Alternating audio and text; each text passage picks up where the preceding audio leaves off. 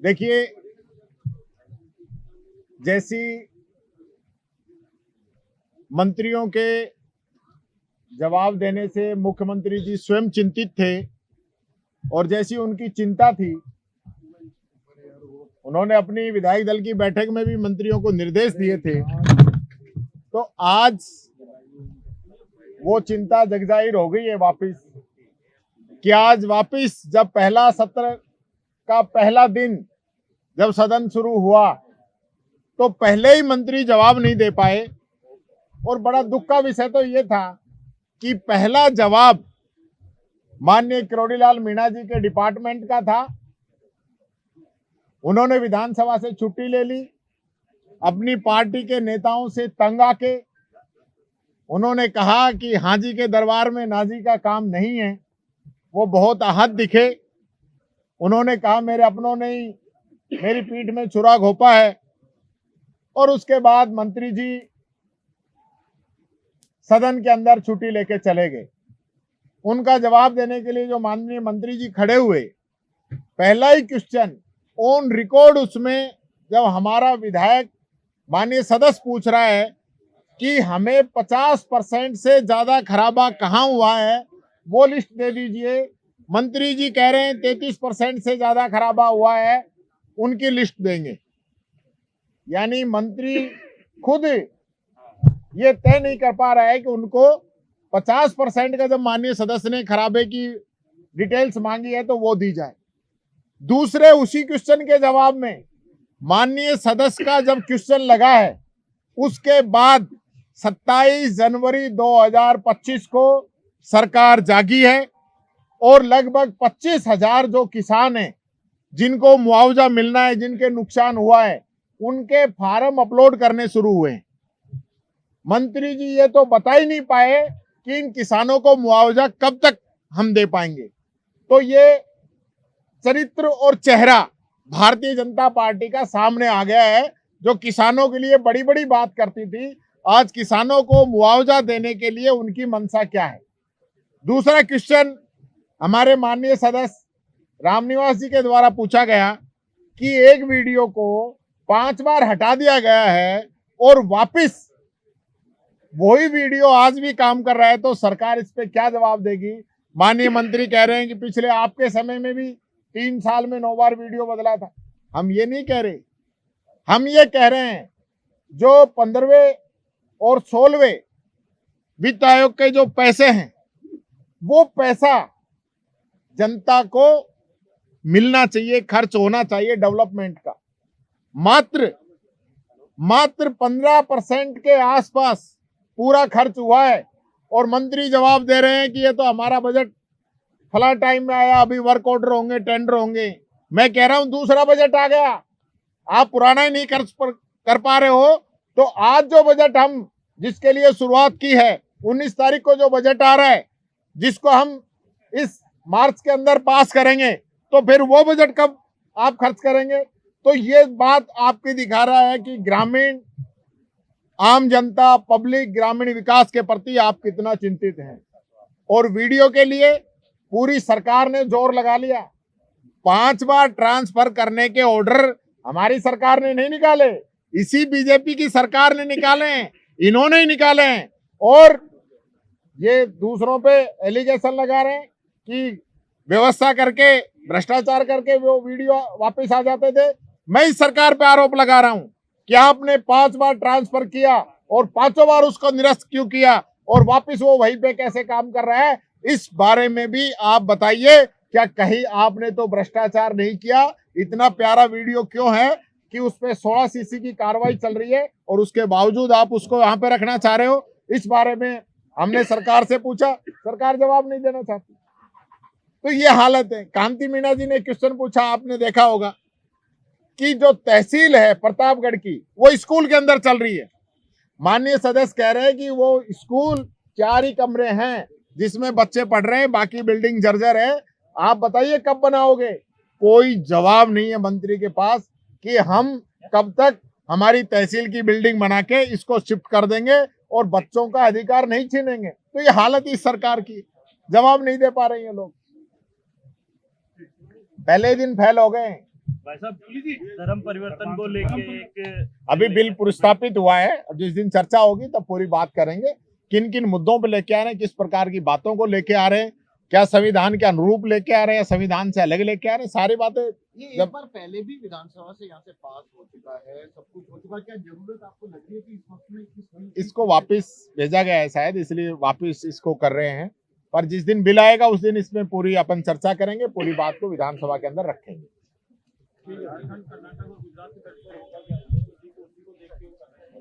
अब देखिए, ये तो पता नहीं किसकी तर्ज पे करेंगे, पर मैं ये कहना चाहूंगा आज हालत ये है कि मुख्यमंत्री के निर्देश के बावजूद मंत्री जवाब नहीं दे पा रहे हैं और इनके मंत्रियों को ये नहीं पता कि किसका क्वेश्चन है, कौन खड़ा होगा।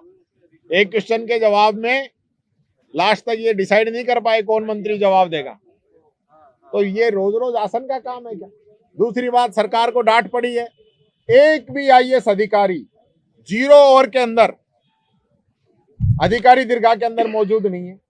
तो फिर माननीय सदस्य क्यों क्वेश्चन लगा रहे हैं, क्यों पर्ची लगा रहे हैं, क्यों 295 लगा रहे हैं, क्यों नियम 50 के अंतर्गत बात कर रहे हैं, क्यों पर्ची के अंतर्गत बात कर रहे हैं? तो कोई मतलब ही नहीं है। जब उस विभाग का मंत्री वहां पे नहीं बैठा हो और संबंधित विभाग के अधिकारी कर्मचारी नहीं बैठे हो, माननीय अध्यक्ष जी ने कई बार इनको कह दिया और संसदीय मंत्री सुन के चले जाते हैं और कोई जवाब नहीं देते हैं, कहते हैं कि हम अगली बार ठीक कर देंगे। इनकी अगली बार हो ही नहीं रही है, तो विधानसभा को मजाक बना रखा है। देखिए, मैं फिर कहना चाहूंगा मीडिया के माध्यम से, आम पब्लिक ये सोचती है कि समस्याओं का अंतिम पड़ाव विधानसभा है। विधानसभा के अंदर हमारी आवाज उठेगी, हमारा क्वेश्चन लगेगा। आज आप देखिए, मैं अगर आज के क्वेश्चनों की बात करूं, अगर हमारे माननीय सदस्य रामनिवास जी क्वेश्चन लगाएं कि हमारे यहाँ पे जो डेवलपमेंट है वो मात्र 15% हुआ है, उस पर मंत्री जवाब नहीं दे। हमारे सदस्य जवाब लगाएं, क्वेश्चन लगाएं कि जो किसानों को मुआवजा अभी तक नहीं मिला है उस पर कोई जवाब नहीं मिला। हमारे माननीय सदस्य ने मूंगफली खरीद के ऊपर क्वेश्चन उठाया, उस पर कोई जवाब नहीं मिला। माननीय सदस्य ने बच्चों के स्कूल के अंदर तहसील चल रही है उसका क्वेश्चन लगाया, उसका कोई माननीय मंत्री जवाब नहीं दे। तो फिर क्यों क्वेश्चन लगवा रहे हैं, क्यों विधानसभा चला रहे हैं? हाथ उठवा के पास कर लो, फ्री करो। यहाँ पे कोई माननीय सदस्य अपनी बात उठाता है तो उसका जवाब आना चाहिए। कम से कम मंत्री टेंटेटिव डेट बता दे कि 6 महीने में कर देंगे, 3 महीने में कर देंगे, 1 महीने में कर देंगे, आज ही कर देंगे।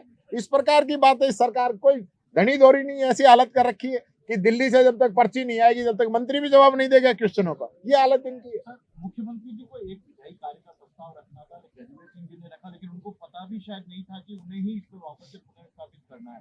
क्या ये आधा अधूरा? देखिए, ये मुख्यमंत्री नहीं रखता है, मुख्यमंत्री के प्रतिनिधि के रूप में कोई भी माननीय मंत्री रख सकता है, लेकिन ये फ्लोर मैनेजमेंट है।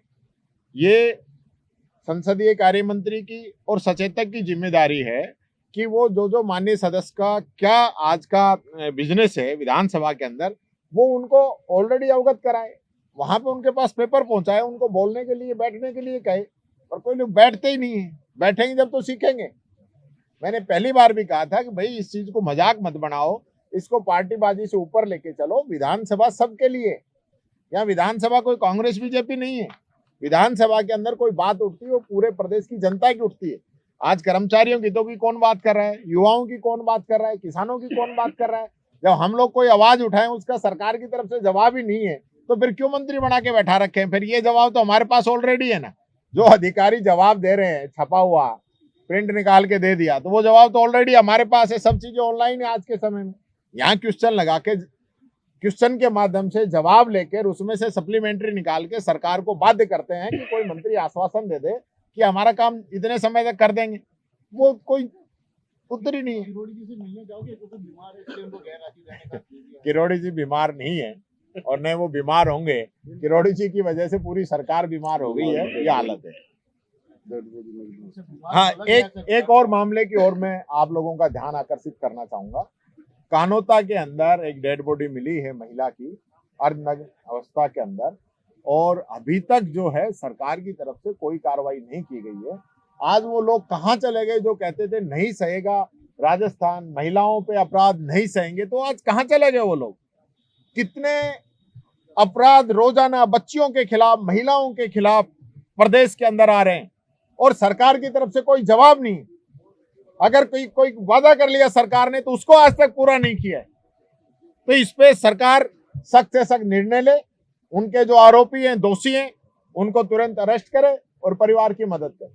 जलील व्यवस्था के अंदर बॉडी मिली है, वहीं सरकार बात करती है जीरो टॉलरेंस की बातचीत करती है, लेकिन फिर भी इस तरह के लगातार मामले सामने आ रहे हैं। वही बात कह रहा हूं, सरकार है कहाँ? हमें तो ये तो बता दे, इस पूरी सरकार के अंदर जो कह दे कि मैं सरकार हूं। ऐसा कोई व्यक्ति तो हो जो कहे कि मैं सरकार हूं। निर्णय लेने की स्थिति में कौन है? गृह मंत्री कौन है? गृह राज्य मंत्री कौन है?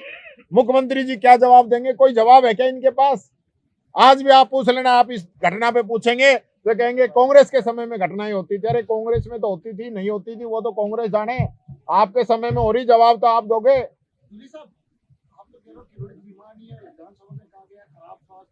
हमने तो पूरा विरोध किया है, हमने मना किया है कि किरोड़ी जी मन से बीमार उनको किया गया है। आप उनकी जो लैंग्वेज है 31 तारीख को जो कह के गए हैं यहाँ पे, उस समय उन्होंने एक साफ स्पष्ट कहा कि हाजी के दरबार में नाजी का काम नहीं है।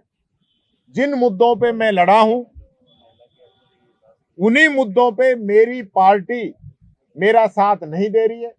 जिन मुद्दों पे मैं पार्टी को जिता के लेके आया उन पे हमारी पार्टी साथ नहीं है। तो इसका मतलब क्या है?